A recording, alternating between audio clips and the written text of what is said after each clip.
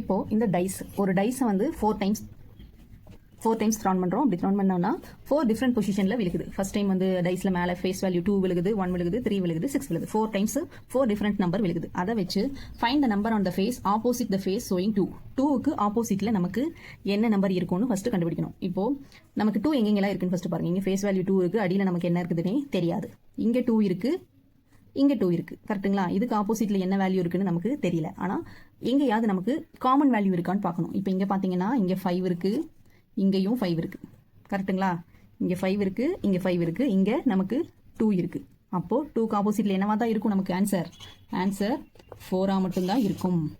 புரியுதுங்களா? 2 எங்கெங்கெல்லாம் பாசிபிலிட்டி இருக்குன்னு பார்க்கணும். அதில் எது காமனாக இருக்குதுன்னு பார்த்தீங்கன்னா டேரெக்டாக நமக்கு 2க்கு ஆப்போசிட் 4ன்னு எடுக்கலாம், கண்டுபிடிச்சிடலாம். இப்போ இங்கேயும் தான் 2 இருக்குது, இங்கேயும் தான் 2 இருக்குது.